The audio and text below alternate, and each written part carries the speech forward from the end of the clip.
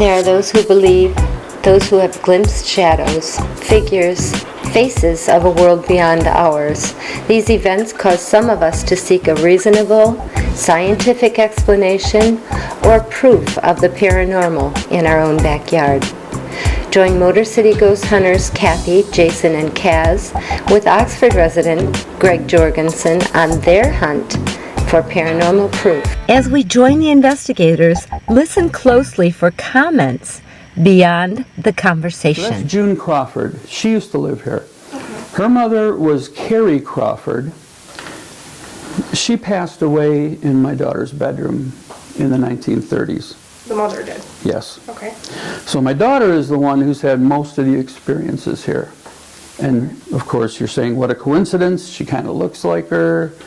And maybe the mother who died in the house is still hanging around, taking care of the girl. Who do you think might possibly either be here or have been here? Well, being somewhat skeptical myself about the whole thing, I mean, my experiences were limited to a board flying across a workshop, but there's things you can't explain, like I say, the white noise upstairs.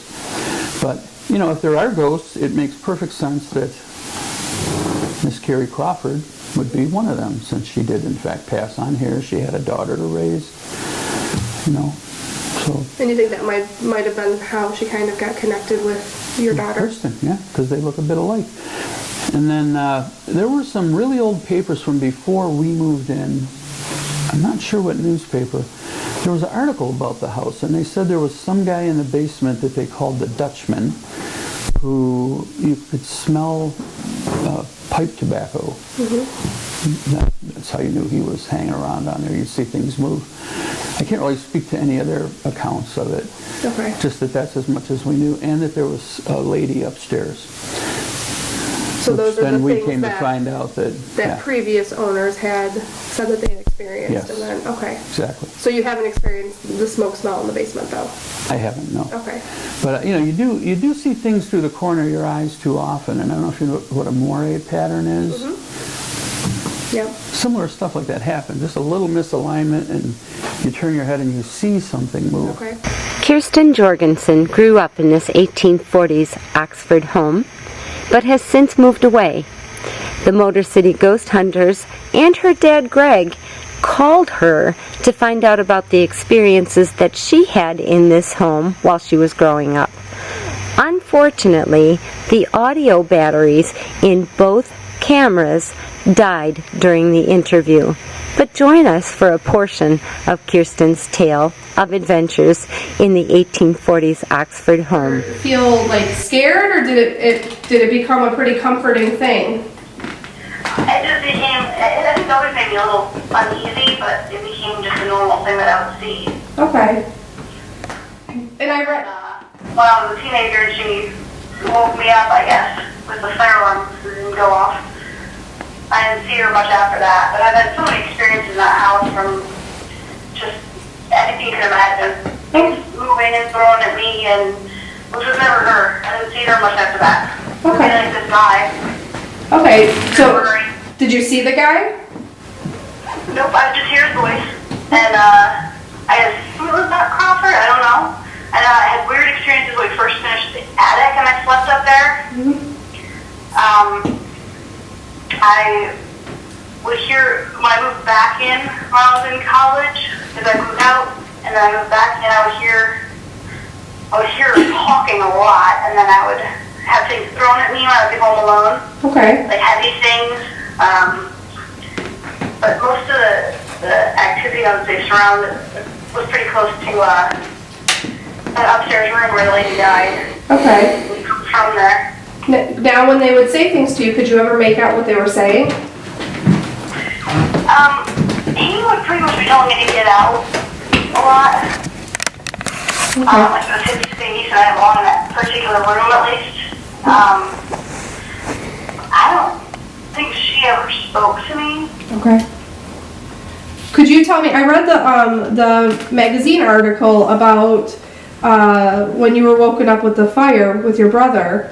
Can you tell me a little bit about that? Yeah, like I moved to the room where my parents were sleeping at night, and I didn't see her. Like I might hear them on occasion, but I didn't see her much after that. And then one night I was sleeping with the door shut, and my dad was in Toronto on business, and I woke up and she was standing over me staring, and she kind of like motioned me to follow her and walked through my closed door. And it freaked me out so much I was paralyzed for a second, and then I got the nerve to open the door and look out and expecting to see her or, boo or something, but there was smoke coming from my brother's bedroom door. And I kind of walked through, pushed myself to open that door, and his dresser was on fire. He had lit a candle, and it exploded on his dresser. All of his clothes were on fire, and he was laying there in the nude with his little Ninja Turtle sleeping bag blowing on it, thinking he could blow out the fire, but his whole dresser was just making it worse. Mm-hmm. And our smoke alarms batteries had died, so they didn't go off. Wow. So my mom was way at the other end of the hall. She didn't wake up. So it's kind of a blessing to have that interaction with her at that moment. Yeah, I think she definitely saved us, and then I didn't see her again after that. Okay. Never saw her again. Do you have any idea why do you think? Because it sounds like most of the interactions occurred with you. Do you have any sort of feeling on why she might have wanted to interact with you more than anybody else? Well, when I was in college, years later, I was doing a research on like a cemetery research for anthropology, and I talked to this lady who's 98, told us the ghost stories at the local museum there, and she's been passed, but she said, "Oh, I know who that is. That's Carrie Crawford." We never knew a name for who the ghost was, and she said, "Yeah, she died up in there. She was married to Doc Crawford, and they, I guess he was the horse doctor. They didn't have veterinarians. They didn't care if your dogs or cats died. It's just a working animal." But she wrote the obituary and said they left behind one daughter, June Crawford, and then I was doing some volunteer work there. Saw June Crawford's graduation photo from I think 1927 or 32 or something, and she looked an awful lot like me. And I brought out all her information from high school, and she did a lot of the same things as me in high school too, all like the records that they had. So I think I just look a lot like her daughter. Have you ever experienced anything outside, like, I know you've experienced a lot of things here at the house, but have you ever experienced anything elsewhere where you've lived or anything like that? Yeah, I've experienced things in a lot of different places that I've lived. Okay. But nothing like that. All right. I think there's something, I guess, all over, but... Okay. When's the last time you were at your dad's house? What was that? When was the last time you were here? When was the last time we were there? Would have been late last year, early this year, because I went out there to visit you in March. I haven't come there since Thanksgiving, I think, right? Oh, okay. So about a year ago? Yeah, She was here for the shower. Yeah, She was here for the shower. Oh, there was a baby shower, right? Oh, yeah, the baby shower. So that would be, what was that, May? Or April? Yeah, April. I know you said that you haven't seen the lady since that one occurrence. Does the house feel the same to you when you come home for a visit, or does it feel like how you remember it feeling growing up? No, it's creepier because like since she left, it was like some guy would always be like, "Get out," or with some weird guy. All right. Well, thank you so much for talking with us. We really appreciate it. Yeah. This is OCTV, Oxford Community Television, serving Oxford and Addison Townships with the best in local programming. On Charter Channel 191, AT&T UVerse Channel 99, and our website, OCCTV.org. OCTV, we provide local programming that brings you closer to home. Welcome back to Ghostly Favors in Oxford. As you've just heard, Kirsten's experiences were so frequent and life-saving, the Motor City Ghost Hunters decided to investigate the Oxford home to either assure Greg that there are no further ghostly guests or attempt to prove that the home's history still lingers. Join us to see what the group may find. So this was the original basement of the house. It's fieldstone. Okay. Oh, I'm glad we came down. My window's still open when I took the kayaks out. All right, thanks. So yeah, this is was the original. The only place I've ever seen this kind of woodwork is in a basement on Mackinac Island. where they put it right in with the fieldstone. Okay. This workbench, made from a Model T, put in the steering wheel. It's pretty amazing. Yep. And what year is this section? What year is the house? What? How old is the house? When we bought it, they said that the new wing, the one you're in, was from 1890, Wow. and that this was probably 50 years earlier, so maybe 1840s. 40. Yeah. Before the Civil War. Yeah. Amazing. And in fact, that board you're leaning on right now was the stringer where the steps went outside. These notches, that's like where you put the boards for a staircase. So that went outside, Okay. and then they dug this all out. Okay. Wow. And so this was the root cellar. Have you had anything occur down here? Actually, for me, I had built a 100-piece Lincoln log set for the kids years ago. And the trouble was they were 4 foot, 6 foot, and 8 foot long Lincoln logs because I wanted them to build their own playhouse. So 3 a.m. Christmas morning, I was cutting the 92nd piece on the 1954 Craftsman, and the board somehow flew into that corner of the room over there. Okay. It was an 8-foot board. I don't know how.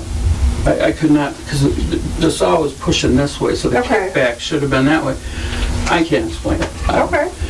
That's why to this day it's a 92-piece Lincoln log set. You can see it stacked out in the backyard. So, okay, now the previous owner we bought was, the lady, the wife was the person who did all the talking. I guess the husband was quieter, but she was a reverend. So that's all we knew, is that she was a minister when we bought the house. And so we bought it, moved in, and then met some neighbors across the street. And they said that every Friday she'd come over with some drawings, Okay. because the neighbor framed art. So the neighbor said, after a few weeks of doing it, "Where are you getting the drawings from?" And Reverend May said, "Well, we have seances on Thursday nights, and we're drawing the people that we call back." So those were the pictures that were being framed. At which point, the neighbor, the DeChias, decided they weren't going to frame. They weren't going to frame any Pictures Now, do you anymore. know, did she ever inquire about what she was doing with the framed photos? Were they hanging them up in the house? Did she Yeah, ever I ask? don't. That's a good question. I don't know. That's. She haven't found any of those in the attic then? No, no, Okay. just body parts. Hate when that happens. I know. So anyhow, she was a spiritualist minister. She would hold seances. And then someone told us, because we would throw parties, as you probably know, we would have Halloween parties and stuff. We have 2 bathrooms, one up, one down. If this one was full, we'd say go upstairs, but many people would just look up the stairs and say, "I'll wait." And they'd get in line down here. I don't know why. I was never really, didn't have the heebie-jeebies, but a lot of guests did. Okay, so people that have come over that don't really know anything about the house have reported sometimes feeling a little Yeah. uneasy in certain areas? Yep. Okay, just upstairs? Whenever they go to head upstairs, they kind of get that. Okay. So there we had seances. Now my daughter had a few experiences, but nothing down in this area. I don't know if you want to wander Yeah, let's through or let's talk. Okay. Take a look. well, if you have the nerve, go ahead and go upstairs. Is this the area then coming up here where people? That is where people would hesitate and say, and stop. They'd stop here and go to the bathroom downstairs. Now this hallway behind us, this is where one of the most interesting stories, I think, happened with my daughter. Okay. She was in that bedroom down there. Mom and Dad were in that bedroom. We had gone to a wedding that night, and my wife had bought a new pair of white shoes for the wedding. So we go to the wedding, we come back, we go to bed, and at 3 in the morning, always 3 in the morning, I don't know what it is, she shows up in our bedroom and says, "This house is haunted." And I was like, "Why are you saying that?" And she says, "I heard footsteps in the hallway, And then I looked out into the hallway, so somewhere in here, she sees the shoes walking down the hall with a white cloud above it, an indescript white cloud. She's only like 6 years old. So this description was fairly sensual for a 6-year-old. Usually they just, well, being a teacher, you know they don't describe sensual stuff. And I said, wow, you saw a ghost there. How did you get here? She says, I had to run through it, through the white cloud. How did that feel? She says, it was cold and it felt like curtains draping across my face as I went through. So she's way braver than I am, because I would be in the fetal position, crying and sucking my thumb. So age 6, yeah, that's what she did. Which just kind of shows you, none of the experiences were malicious or scary. No one ever gets hurt. I mean, that's not the way things are. I guess she just saw something and ran to mom and dad, and everything was okay. But this is the room then that the mother passed away in? Yes. Okay. That's my understanding. I mean, we're not sure which room, but But that she passed away in the house? Okay. somewhere, yeah. All right. So that was Kirsten's room. Did she ever talk about anything that she experienced in here?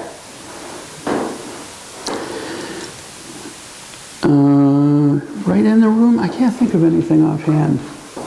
But she would say on occasion that she just looked up at the door and saw a face. Okay. Just a face. And again, nothing scary. She didn't seem to be at odds with it at all. It was weird, though. Yeah, of course. There was one other thing in the hallway I guess I didn't mention. If you want to see, let's pop back there for a second. Here, you play the old lady. You're gonna role play? I was gonna line up a little blonde girl to come in and run through the shoes and all. So this window, it's really not as dirty as it looks. We're painting, and that's paint out there. Okay.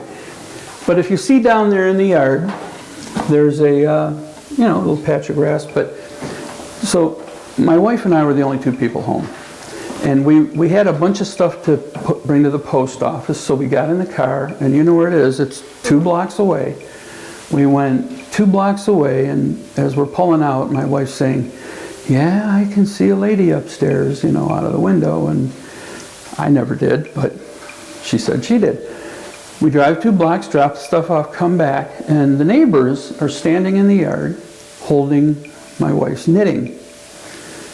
And we're like, what are you doing? And they said, well, that lady, she just threw it out the window. She was laughing that she threw it out into the yard and then just backed up while she was laughing. And into the dark because nothing was on. Okay. But they're actually holding her needlework, saying, Wow. someone threw this outside.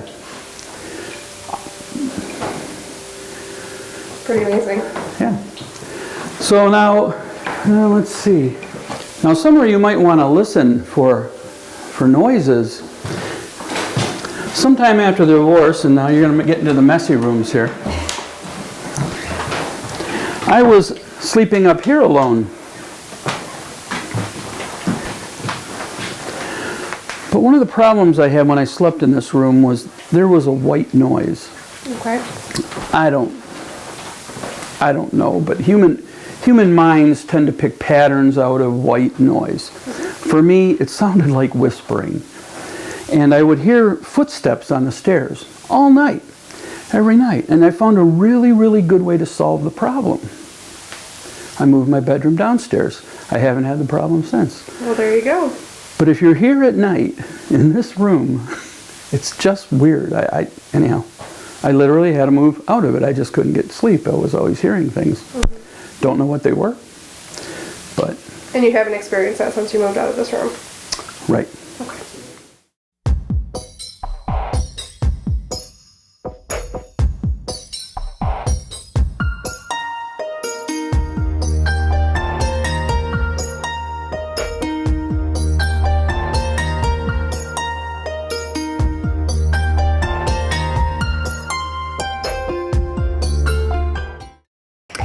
Before the investigation, Motor City ghost hunter Jason Sirach set up a video camera in Kirsten's old bedroom. Have a listen.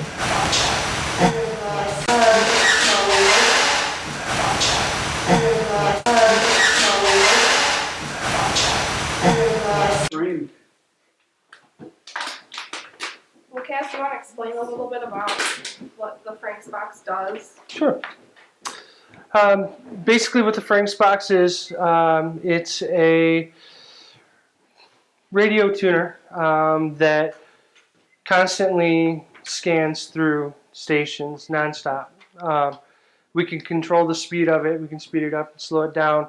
The theory behind it is to generate a white noise that spirits be able to use as a vessel to communicate to the other side with. So we can do that by introducing delay or some feedback as well to help move the white noise. We can go AM or FM, we can switch between them.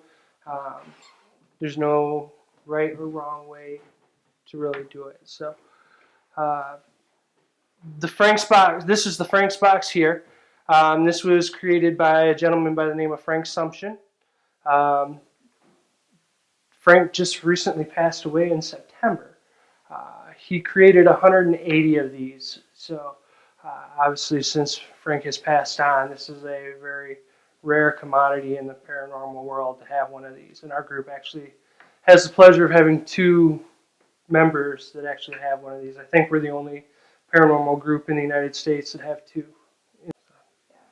So now it introduces a white noise, and you say you change the speed. Is that the frequencies you're searching, or it's scanning? The scanning. It's actually, if you imagine sitting in front of a radio dial and just constantly spinning it, Yeah. it constantly scans through, and I can control how quickly it does it. Okay. This is a forward sweep, so it constantly goes forward through the dial, and it'll always restart and kind of go over. There are some that are variable that'll go forward and back, but this one's a forward sweep. And then it pauses when something's going on? Nope. When you record it just keeps scanning? One of the challenges with this when you're live, okay, obviously you have all the white noise and the static generated from the constant traveling through the radio frequencies. Mm-hmm. So what we're listening for are, words or phonetics that come through that can be pieced together as words. 0.4 degrees right now.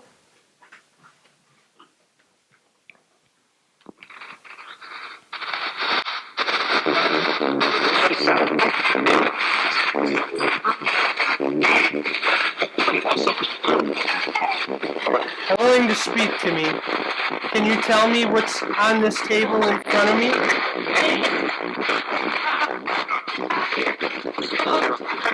Dog. It could be a dog. Okay. Live, that can be a challenge because you have all that noise in front of it. So a lot of times we'll hear some stuff live and be able to kind of pick it out. A lot of times we'll go back, listen to our recordings, and then be able to back it up and kind of, go over everything again and kind of hear it all there. So the majority of what we pick up will be off of recordings later, but sometimes it does come through very clearly right here in the room. And that's really, that's a good segue in regards to just paranormal investigating in general. Is not what it's like on TV. Yeah. It's not 42 minutes, everything gets wrapped up and you're done and you have this highly entertaining show. A lot of the time, most of the time, everything that we catch after the fact when we're reviewing our evidence. And so if we have voice recorders set up and we've got 5 voice recorders running and we're in an investigation for 5 hours, that's 25 hours of audio that then has to be listened to, and a lot of the time it might have to be listened to multiple times in order to make sure that we're really picking up everything that's there. And so, it's definitely not what it seems like on TV, and not all the time sometimes we go into a location and we don't get a lot of activity. Yeah. It's not a circus show, and so you can't guarantee that things happen on command. All right, we're in the stairwell now. This is an area where people tend to feel uneasy when they come into the house. We've got like 72.5 degrees currently on our thermometer.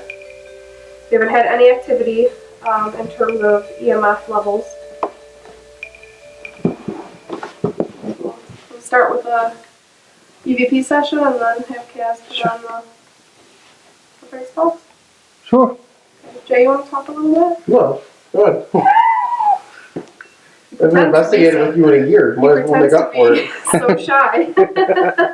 No, it's the complete opposite for me.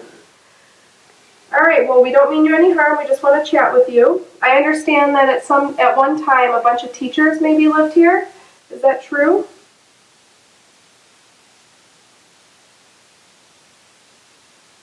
I'm a high school teacher, so I have a hard time imagining living in a house with a bunch of other teachers. Seems like it would be quite a handful. Is there anybody in here with us? Obviously the phrase box is a good way to communicate, but there's other ways to communicate with us as well. In front of me, I have a Melmeter set up. Want to come by and try to make the numbers light up? Voices in the background are members in the other room.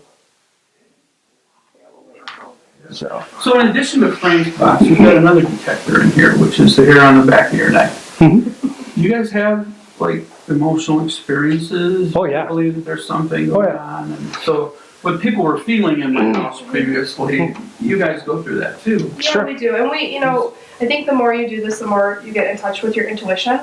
But we're a pretty scientific team in regards to things that we make note when we're experiencing things personally, and then we look to see if we have any evidence that corresponds with those personal experiences. But you have to trust your intuition.